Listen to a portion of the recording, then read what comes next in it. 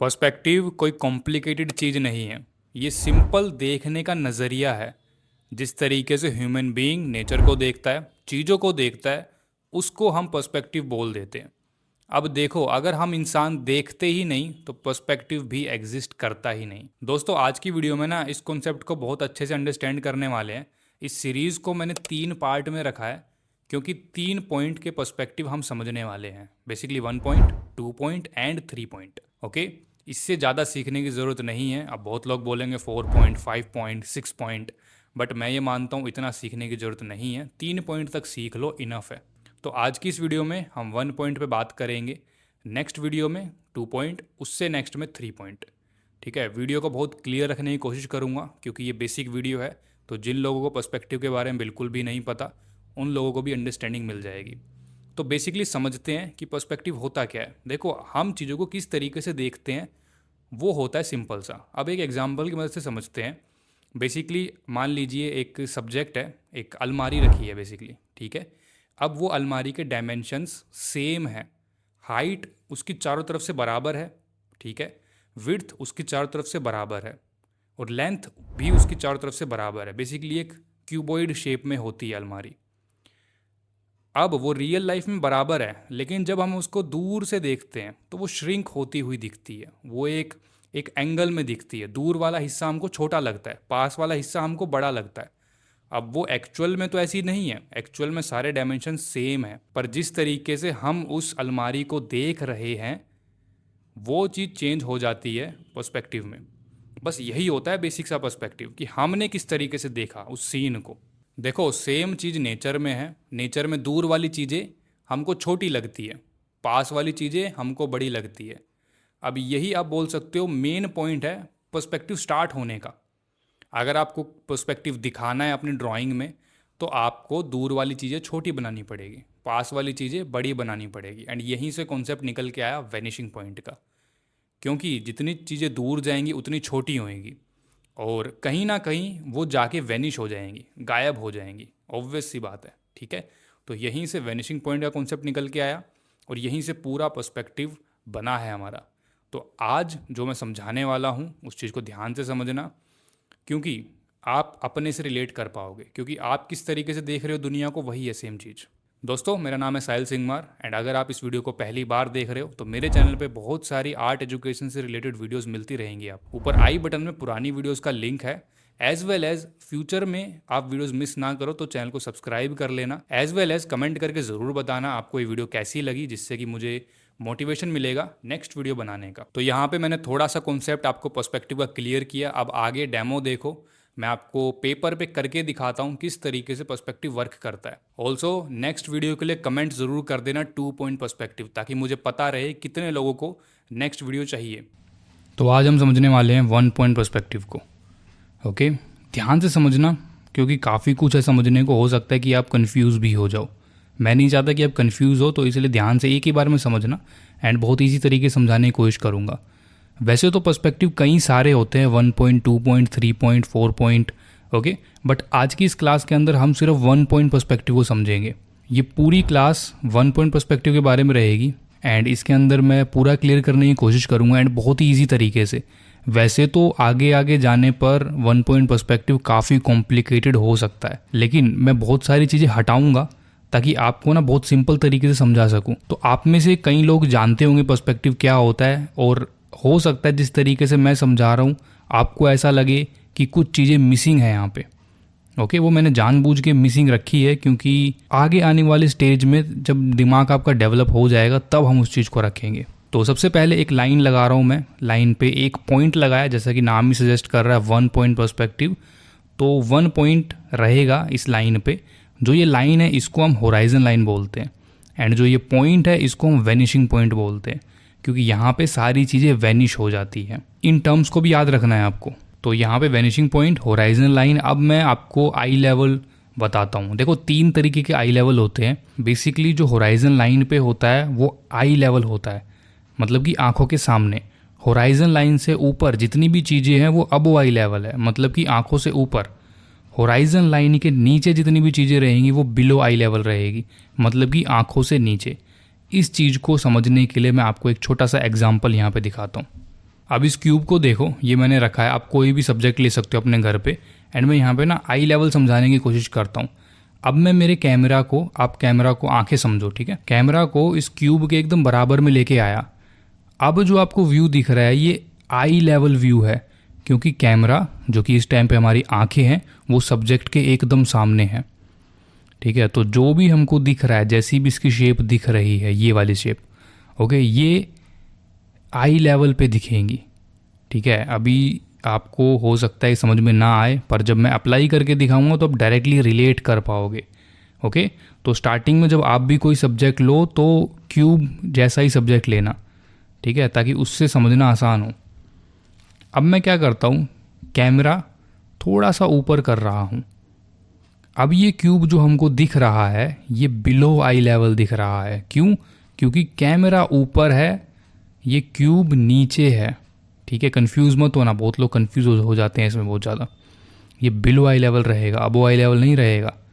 आंखें ऊपर है तो इसका मतलब अबो आई लेवल नहीं है, समझो ध्यान से, ओके। इसका मतलब होता है कि आंखों के नीचे या फिर आंखों के ऊपर। ये क्यूब आंखों के नीचे है इस टाइम पे, ठीक है। अब मैं क्या करूँगा, मैं इसको थोड़ा सा आगे रख देता हूँ। अब मैं कैमरा को नीचे लेके जाऊँगा। अब ये क्यूब अबो आई लेवल हो गया, मतलब कि हमारी आंखों से ऊपर हो गया, ठीक है। तो जब क्यूब ऊपर होगा हमको क्यूब का नीचे वाला सरफेस दिखेगा। मैं हाथों से उठा के दिखाता हूँ आपको, हवा में रहेगा तो इस तरीके से दिखेगा। येलो वाला पार्ट अब हमको दिख रहा है जो कि इस क्यूब का बॉटम पार्ट है। जब हम बिलो आई लेवल में देख रहे थे तो हमको वाइट वाला पार्ट दिख रहा था, ये वाला पार्ट, ठीक है। जब हम बिल्कुल आई लेवल पे ही देख रहे थे तो सिर्फ ग्रीन दिख रहा था एक बॉक्स। यहाँ पे एक और सब्जेक्ट लेता हूँ, एक ग्लास लिया मैंने, ग्लास के साथ भी सेम सीन है। जब बिलो आई लेवल में देख रहे हैं तो टॉप व्यू दिख रहा है हमको उसका, वहीं पे जब अबो आई लेवल में देखेंगे तो बॉटम व्यू दिखेगा हमको उसका। आप अपनी रियल लाइफ में देख सकते हो इन सब चीज़ों को अप्लाई करके। सो अब हम दोबारा से पेपर पे आ जाते हैं। थोड़ा सा एक कॉन्सेप्ट समझाया मैंने, अभी इसको अप्लाई करके देखते हैं। जो अभी सीखा है इसको डायरेक्टली अप्लाई करेंगे। मैंने जैसा कि बताया कि पर्सपेक्टिव रियल लाइफ से इंस्पायर्ड है। जो भी चीज़ें हम रियल लाइफ में देखते हैं वो सब पर्सपेक्टिव में होती है, ठीक है। तो पर्सपेक्टिव कोई नया कॉन्सेप्ट नहीं है, ये ऑलरेडी हमारे प्रेजेंट है। हमारी आंखें जिस तरीके से दुनिया को देखती है ना, वैसा ही है ये पर्सपेक्टिव, ठीक है। तो जब हमने आई लेवल पे देखा था क्यूब को तो कुछ इस तरीके का दिख रहा था, ये क्यूब जैसा, सिंपल। अब मैं क्या करूँगा, मैं बिलो आई लेवल में इस क्यूब को बनाने की कोशिश करूँगा, ठीक है। बहुत सिंपल है, जस्ट वैनिशिंग पॉइंट से हम लाइंस निकालेंगे। अब ये लाइंस किसी भी डायरेक्शन में हो सकती है। जितना बड़ा आपको क्यूब बनाना है उतनी चौड़ी आप लाइन निकाल सकते हो, या जितना ज़्यादा कम साइज़ का क्यूब बनाना है उतनी पतली लाइन आप निकाल सकते हो, ठीक है। बट कंडीशन एक है, जितनी भी लाइंस निकलेंगी वो सारी की सारी वैनिशिंग पॉइंट से निकलेगी, जैसा कि यहाँ पे मैं करके दिखा रहा हूँ। बाकी जो भी लाइंस है वो आपको एस्टिमेट लगाना है, ठीक है। अब मैं ना यहाँ पे एक सेंटर में लाइन निकाल रहा हूँ जिससे कि एक आइडिया मिलेगा आपको। इस चीज़ को ध्यान से समझना, क्यूब बनाने में काफ़ी कन्फ्यूजन होती है। मैं थोड़ा साइड में करके दिखाता हूँ। ये देखो, इस तरीके का प्लस बनाना है आपको, प्लस के बीच में वैनिशिंग पॉइंट रहेगा, ओके। सो यहाँ पे मैंने क्या किया, जो हमारी बीच वाली लाइन है, ये वाली लाइन, ठीक है, इससे मैंने बगल वाली लाइन को पैरेलल बनाया जो क्यूब की लाइन है। अक्सर क्या होता है जब पर्सपेक्टिव में कुछ बनाते हैं ना तो लाइन टेढ़ी मेढ़ी हम बना देते हैं, प्रॉपर एंगल में नहीं होती। तो इसीलिए हम ये जो सेंटर वाली लाइन है इसको एज अ मेजरिंग आप बोल सकते हो टूल की तरह यूज़ करेंगे कि हम एक दूसरे से बराबर बराबर में रख के बनाएं ताकि हमारा जो क्यूब है वो सही निकले, जैसा कि यहाँ पे मेरे वाला भी निकला है। अभी ये बिलो आई लेवल में है तो इसका टॉप व्यू दिख रहा है हमको, ठीक है। तो टॉप वाले पार्ट को मैं डार्क कर देता हूँ ताकि आपको अंडरस्टैंडिंग करने में आसानी रहे, ठीक है। तो कुछ इस तरीके से इसका टॉप व्यू दिखेगा, सिंपल। चलो एक और ट्राई करते हैं, ओके। कई सारे ट्राई करेंगे तब जाके पर्सपेक्टिव समझ में आएगा आपको, एक बार ट्राई करने से नहीं आएगा, ओके। मैंने भी कई बार बनाया था तब जाके परफेक्ट हुआ था। अब इसके थोड़ा साइड में बना के देखते हैं। तो इसके लिए मैं 3 लाइन निकाल रहा हूँ पहले, ओके। यहाँ से एक सीधी लाइन, यहाँ से भी एक सीधी लाइन। ये हमारी चॉइस होती है हमको कितना लंबा एक बॉक्स बनाना है, ठीक है। क्यूब बनाना है, क्यूबॉइड बनाना है, जो कुछ भी बनाना है, ठीक है। अब ये जो सीधी सीधी लाइन है, ये बीच वाली लाइन के मतलब कि सेंटर वाली लाइन के पैरेलल मैं रख रहा हूँ। ओके, इनका कोई एज सच मेज़रमेंट नहीं है। कभी आप सोचो कि कुछ मेज़र होगा या वैसा होगा, नहीं, अपनी मर्जी से मैंने बनाया। बस जो साइड वाली लाइन है वो ये वाली जो लाइन है, ठीक है, ये वाली वेनिशिंग पॉइंट से निकल रही है, बस ये हमको वैसे ही निकालनी है, ठीक है। अब एक्चुअल में देखा जाए तो ये वाले क्यूब्स भी गलत हैं, ठीक है, प्रॉपर पर्सपेक्टिव में नहीं है ये भी, क्योंकि यहाँ पे हम पैरेलल रख रहे हैं। पर्सपेक्टिव में कभी भी कोई भी लाइन पैरेलल नहीं होती। ओके एवरीवन, लिख लेना इसको, कोई भी लाइन एक दूसरे के पैरेलल नहीं रहेगी। क्योंकि मैं आप सभी के लिए इस वन पॉइंट पर्सपेक्टिव को बहुत सिंपल बना रहा हूँ, तो मैंने ये वाला कॉन्सेप्ट खुद से ऐड किया है कि हम पैरेलल रखेंगे सभी लाइंस को, मतलब एक दूसरे के बराबर, ताकि ईजी हो आपको बनाने में। अब 2 क्यूब हमने बिलो आई लेवल में बनाए। अब मैं क्या करूँगा, एक क्यूब अबो आई लेवल में भी आपको बना के दिखाऊंगा, फिर उसके बाद आपको बनाना है। ओके, सेम प्रोसेस है। 2 लाइन निकालूंगा वैनिशिंग पॉइंट से, जिससे कि क्यूब की एक लाइन हमको मिल जाएगी। ओके, ऊपर वाली जो एरिया है वो हो सकता है आपको थोड़ा डिस्टर्ब कर रहा हो, इसलिए मैंने उसको थोड़ा सा मिटा दिया है, ताकि आप सिर्फ क्यूब पे ध्यान दे पाओ। अभी यहाँ पे एक लाइन थोड़ी सी छोटी लग रही है, तो मैं इसको थोड़ा एक्सटेंड कर दूंगा बाहर की तरफ। चाहो तो अंदर वाली लाइन मिटा सकते हो आप, नहीं तो डायरेक्ट भी काम कर सकते हो। मैं मिटा के दिखा रहा हूँ ताकि आपको कोई कन्फ्यूजन ना रहे। ओके, दोनों एरिया इक्वल रहेंगे ना, उससे ज़्यादा बेनिफिट होता है, क्योंकि उससे हमारा क्यूब परफेक्ट बनता है। ठीक है, अब एक बीच से एक सेंटर से लाइन निकालूंगा, और यहाँ से ये एक सीधी लाइन और ये वाली सीधी लाइन दोनों पैरेलल रहेगी। ठीक है, कुछ नहीं, ज़्यादा नहीं सोचना है इसमें, खुद से ही आइडिया लेना है इन सब चीज़ों का। ये वाली इसके पैरेलल, ये वाली यहाँ से वैनिशिंग पॉइंट से निकल रही है दोनों। ठीक है, और एक नीचे, कितना लंबा हमको इसको बनाना है, सिंपल। ओके, बन गया। इसमें बॉटम एरिया दिखेगा, तो मैं बॉटम वाले एरिया को डार्क कर रहा हूँ। ठीक है, अब ये 3 तरीके के हमने क्यूब बनाए। अब यहाँ पे ना बहुत सारे क्यूब्स, क्यूबॉइड्स, बॉक्सेस बनाए जा सकते हैं। अब आपकी चॉइस है, पूरा सरफेस खाली है, सेम कॉन्सेप्ट का यूज़ करके आप कई सारे बॉक्सेस बना सकते हो। ठीक है, यहाँ पे मैं मार्क करके भी दिखा रहा हूँ, देखो, इन टोटल ऑफ 9 तो एटलीस्ट बनाने ही हैं आपको, अगर आपको पर्सपेक्टिव को अच्छे से सीखना है, बेसिकली 1 पॉइंट पर्सपेक्टिव। ठीक है, आगे हम 2 पॉइंट 3 पॉइंट की बात करेंगे, पर 1 पॉइंट पर्सपेक्टिव अगर सीखना है तो एटलीस्ट 9 आपको ड्रॉ करने ही पड़ेंगे। और हो सकता है कि आपको एक बार में समझ में ना आए, तो कई बार ड्रॉ करना पड़ेगा। सो अब मैं थोड़ा सा आपको ना एडवांस लेवल का कॉन्सेप्ट सिखाने जा रहा हूँ। ये इतनी जल्दी नहीं करना होता, बट मैं यहाँ पे इस वीडियो में डायरेक्टली ऐड कर दे रहा हूँ। ओके, पहले आपको खुद से प्रैक्टिस करना है लाइंस के थ्रू। ओके, पहले लाइंस को अच्छा करो, वैनिशिंग पॉइंट से लाइन निकालो, फिर क्यूब बनाने का ट्राई करो, तब इस चीज़ को प्रैक्टिस करना स्टार्ट करना। ओके, अब यहाँ पे मैं क्या कर रहा हूँ, यहाँ पे मैं ना इमेजिनेशन से बना रहा हूँ cubes. Okay, cube, cuboid, boxes, आप जो भी बोलो, इमेजिनेशन से बना रहा हूँ, मतलब खुद से सोच रहा हूँ कि इनका वैनिशिंग पॉइंट कहाँ पे होगा, एंड जो भी हमने अभी तक रूल सीखे उनको अप्लाई करते हुए। ठीक है, तो ध्यान से देखो, कुछ इस तरीके से मैं कोशिश कर रहा हूँ, जो भी अभी तक सीखा है उसको विदाउट लाइंस। स्टार्टिंग में मुश्किल लगेगा, पर अगर एक बार आपने इस चीज़ को समझ लिया तो आपके लिए बाएं हाथ का खेल हो जाएगा ये। ठीक है, फिर उसके बाद हर बार लाइंस बनाने की ज़रूरत नहीं पड़ेगी आपको। एंड यहाँ से असली खेल स्टार्ट होता है, जब आप डायरेक्टली किसी भी चीज़ को देखते हो एंड पर्सपेक्टिव में इमेजिन कर पाते हो। फिर वहाँ से आपकी इमेजिनेशन भी स्ट्रॉन्ग होती है, एंड वहाँ से आप कोई भी ड्राइंग को बहुत ईजीली सिंप्लीफाई भी कर पाते हो। ये मैं कुछ डायरेक्टली करके दिखा रहा हूँ, ज़्यादा बताऊँगा नहीं, आप कर लोगे। ठीक है, एक बार पर्सपेक्टिव इंप्रूव हुआ, ऑटोमेटिकली ये भी इंप्रूव हो जाएगा।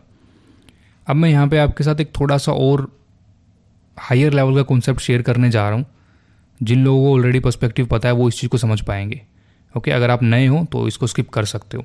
यहाँ पे ना ये वाला क्यूब सही नहीं है, मैंने इस पर क्रॉस लगाया। अब सही क्यों नहीं है, ये वही कॉन्सेप्ट है जिसकी मैं वीडियो के स्टार्टिंग में बात कर रहा था, कि पर्सपेक्टिव के अंदर ना कोई भी लाइंस एक दूसरे के पैरेलल नहीं होती। जैसा हम अभी तक बना रहे हैं ना कि पैरेलल पैरेलल, वैसा नहीं होता एवरीवन। ओके, अब मैं यहाँ पे आपको करेक्ट वे बना के दिखाता हूँ किस तरीके से होती है। हल्की सी सभी लाइंस कन्वर्ज होती है टूवर्ड्स द वैनिशिंग पॉइंट। ठीक है, हमको हर एक लाइन इस तरीके से बनानी होती है कि वो ना किसी वैनिशिंग पॉइंट पे जाके मिल रही है। अगर आप ये चीज़ अचीव कर पाए तो आप एक परफेक्ट क्यूब बना सकते हो पर्सपेक्टिव के अंदर, एंड वो होगा एकदम सही पर्सपेक्टिव। ठीक है, यहाँ पे कुछ चीज़ें मिसिंग है, बट मैं वो मिसिंग पीस यहाँ पे ऐड करके दिखा रहा हूँ आपको। ओके, अब जो हमने पहले बनाया था कुछ इस तरीके का बनाया था, अब एक्चुअल पर्सपेक्टिव में जो हमको बनाना होगा तो इस तरीके का बनेगा। सामने से भी जो ये बॉक्स है इसकी सभी लाइंस ना अंदर की तरफ मुड़ी हुई दिखेगी, जैसे मैं बना रहा हूँ। देखो ये अंदर की तरफ है, ये सीधी है, ये भी थोड़ी सी अंदर की तरफ जा रही है यहाँ से, देखो, है ना। जब पहले बनाया था उसकी लाइन कहीं पे कन्वर्ज नहीं हो रही थी, जैसे यहाँ पे हमको एक वैनिशिंग पॉइंट मिल गया, बट वहीं पे अगर पुराने वाले की लाइन को अगर सीधा सीधा लेके जाऊँ ना मैं, तो वो कहीं पे भी जाके मिलेगी नहीं, क्योंकि पैरेलल हो गई वो। ठीक है, एंड यहाँ से पर्सपेक्टिव ख़राब होता है। बट स्टार्टिंग में अगर आप 1 पॉइंट सीख रहे हो तो मैं रिकमेंड करूँगा कि इस कॉन्सेप्ट के पीछे मत पड़ो। जब हम 2 पॉइंट एंड 3 पॉइंट सीखेंगे तब ये कॉन्सेप्ट ऑलरेडी मैं उसके अंदर ऐड कर दूंगा आपके लिए। ठीक है, तो अभी के लिए सिर्फ आप सिंपल समझो, एक दूसरे के पैरेलल रखना है, सीधा सीधा बनाना है, सिंपल सा। दोस्तों इस वीडियो के अंदर इतना ही। अगर आपको ये वीडियो पसंद आई है तो कमेंट करके ज़रूर बताना कि आपको इस वीडियो से कितनी हेल्प मिली, एंड फ्यूचर में आप किस टॉपिक पे वीडियो देखना चाहते हो। Thank you for watching everyone. मैं आपसे मिलता हूँ बहुत जल्द अब नेक्स्ट वीडियो में।